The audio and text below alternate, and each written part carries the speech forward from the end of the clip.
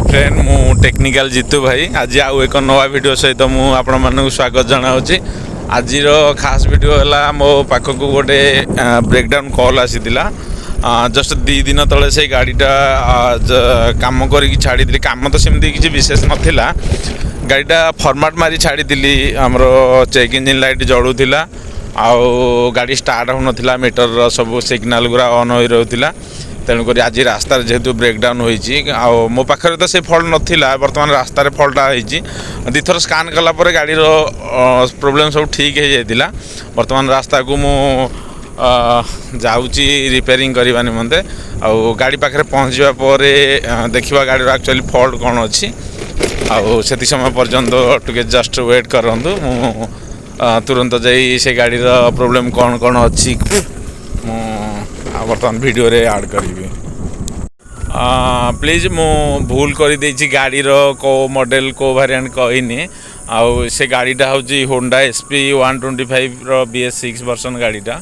आउ बर्तमान मु देखुची गाड़ी कौन होइछि गाड़ी पाखे पहुँची जिते फास्ट चेक कली गाड़ी प्रोब्लेम कौन थिला कि सबू आमर check engine light neutral light आमर साइड स्टैंड इंडिकेटर आमर टर्न सिग्नल सबू लाइट गुड़ जड़ी रहा आउ चाबी ऑफ कर ऑन कला माने ठीक से स्टार्ट नेउथिला आउ पुणे आउ थे से सेम प्रोब्लेम शो करूला तेणुक बहुत हड़बड़े पड़ी कारण रास्तार जेहेतु ओबीडी ठीक से कनेक्ट हो नाला तेणुक गाड़ी को आम ट्रोचन कर आने चेष्टा कलु आने रास्तार सडन स्टार्ट होगा कि बाट आम धरी आसिलु पुणे आउ थे रास्तार से सेम फल्ट पुणे आउ थे रिपीट गला आम बाध्य हो गाड़ी भिड़ी आने को पड़ा भिड़ी आने भाविली वर्कशॉप नेला गाड़ी हिं जहाँ फल्ट फाइंड करहब आउ रास्तार तो बहुत बिजाड़ लगुए एमती किसी कर हो न था तेणुक आम बाध्य हलु नापी जितेबले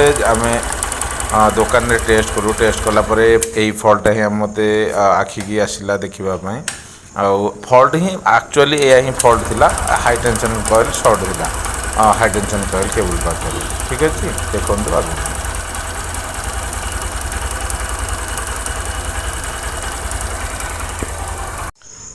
गाड़ीर बर्तमान तो फल्ट फाइंड हो जाइए गाड़ी बहुत चेक चाक करने जी टेक्निकल फल्ट थिला मानुआल इलेक्ट्रोनिक सब आम चेक चाक कर सारापर आम फास्ट भाविलु जे इश्यू रे किसी प्रोब्लेम थी कहीं इश्यू ये कपलर भिड़ा मात्रे आमर जो लाइट आसूला से सेम प्रकार लाइट आसूला पुणे आउे पुश करदेवा माने सब पुणे आउे पूर्ववत ठीक हो जाता तेणुक इश्यू उपरक आमर बहुत सन्देह जाऊला किंतु इश्यूर किसी बड़ फल्ट ना तेणु जहाँ हो कस्टमर बहुत गोटे बड़ खर्च होबार बंचीगला गाड़ी आउ सबुठ बड़ फल्ट है फास्ट आम देखने जेहेतु इग्निशन बारंबार कटअप कलापर गाड़ी ठीक लगुला स्टार्ट बंद हो जाता तेणुक भाविले फास्ट ये इग्निशन रे किसी फल्ट थी कौन इग्निशन भी किसी फल्ट ना आम मानुअली भाव एमती आमर कंटिन्यूटी इंडिकेटर मध्यम चेक करने कंटिन्यूटी टेस्टर बनई मोर एटा हैंडमेड जोटा भल कम भी करुचे किंतु फल्ट थिला आमर तो HT कॉइल रे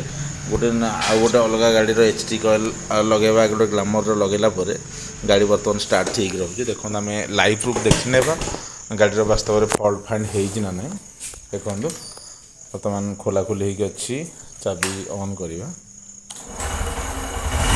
स्टार्ट ठीक हो जाए किसी भी असुविधा ना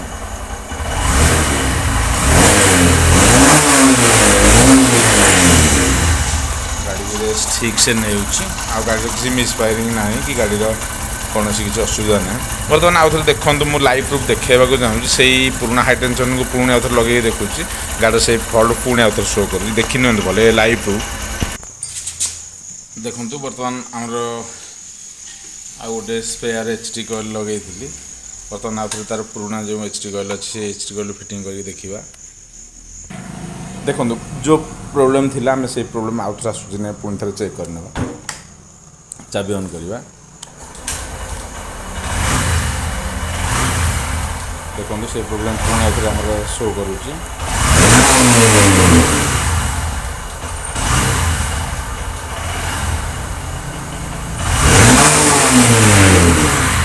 देखो आम इग्निशन टाक ऑन कर स्टार्ट मारी नेवा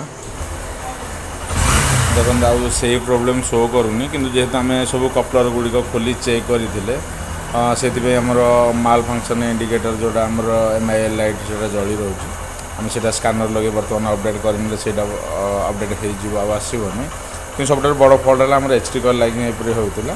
ଯଦି କେବେ ଏପରିକା ଫଲ୍ଟ ଆସେ ତେବେ ନିଶ୍ଚୟ ମାନେ ସିଓର ହେଇଯାଆନ୍ତୁ HD କଏଲ୍ ପ୍ରୋବ୍ଲେମ୍ ରହିଲେ ହିଁ ଏଭଳିଆ ପ୍ରୋବ୍ଲେମ୍ ହୁଏ। ଗାଡ଼ିର ଖାସ୍ କରି ପ୍ରୋବ୍ଲେମ୍ କ'ଣ ହେଉଥିଲା, ଖରାବେଳେ ତ ସଫାସଫି କରିଦେଲା ଏୟାର ମାରିଦେଲେ ଠିକ୍ ହେଇଯାଉଥିଲା। କିନ୍ତୁ ଯେତେବେଳେ ବର୍ଷା ଜୋରରେ ହେବ ଭାପ ମାନେ ଆମର ଜଳୀୟ ବାଷ୍ପ ସଂସ୍ପର୍ଶରେ ଆସିଲା ମାନେ HD କଏଲ୍ଟା ବହୁତ ସର୍ଟ କରୁଥିଲା।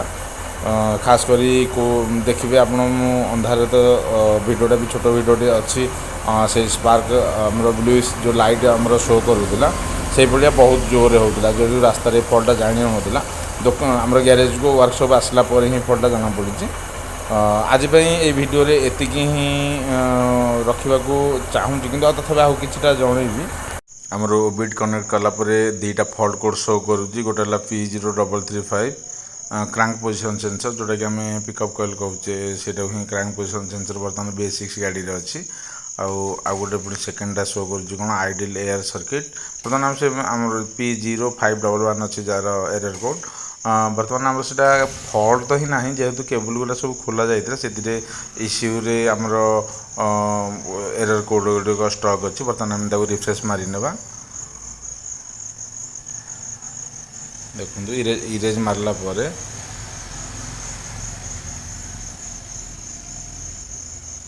ବର୍ତ୍ତମାନ ଦେଖନ୍ତୁ ଇରେଜ୍ ମାରିଲା ପରେ ଆମର MIL ଲାଇଟ୍ ଯାଇଛି। ବର୍ତ୍ତମାନ ଚାବିକୁ ପୁଣି ଆଉଥରେ ଅଫ୍ କରିନେବା, ପୁଣି ଆଉଥରେ ଅନ୍ କରିନେବା। ଅନ୍ କରି ଆମେ ସେଟ୍ ମାରିକି ଚେକ୍ କରିନେବା।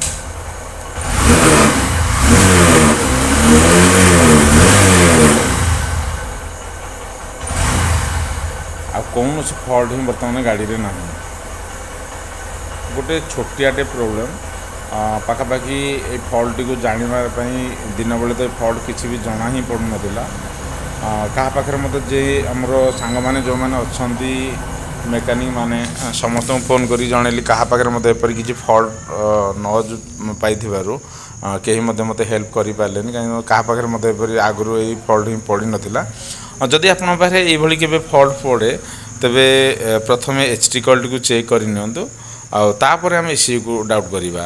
ପ୍ରଥମେ ଆମେ ଯେହେତୁ ନର୍ମାଲ୍ ଫଲ୍ଟ ଅଛି, ଆମେ ECUକୁ ଫାଷ୍ଟ ଚେକ୍ କରିନେବା। ଏଇଟା ହିଁ ତ ଫଲ୍ଟ ଥିଲା ଆଜିର। ଆଗକୁ ଏମିତି ଟେକ୍ନିକାଲି ଭିଡ଼ିଓ ଫଲ୍ଟ ଭଳି ଭିଡ଼ିଓ ଦେଖିବା ପାଇଁ ଯଦି କେବେ ଚାହୁଁଛନ୍ତି, ତେବେ ମୋ ୟୁଟ୍ୟୁବ୍ ଚ୍ୟାନେଲକୁ ନିଶ୍ଚୟ ସବସ୍କ୍ରାଇବ୍ କରନ୍ତୁ। ତ ମେକାନିକ୍ ଭାଇମାନଙ୍କୁ ଖାସ୍ କରି ମୁଁ ଜଣାଇବାକୁ ଚାହୁଁଛି, ଆଉ ସବସ୍କ୍ରାଇବ୍ ତ ନିହାତି କରିବେ, ଲାଇକ୍ଟେ ଆଉ କମେଣ୍ଟଟେ ବି ଦିଅନ୍ତୁ। ମୋର ଯେଉଁ ପରିଶ୍ରମ କରିଛି, ସେ ପରିଶ୍ରମଟାକୁ ମଧ୍ୟ ମୋତେ ସାର୍ଥକ ହେଲା ଭଳି ଲାଗିବ। Thank you. ଆଜି ପାଇଁ ମୁଁ ମୋ ଭିଡ଼ିଓରେ ଏତିକି ହିଁ ରହୁଛି।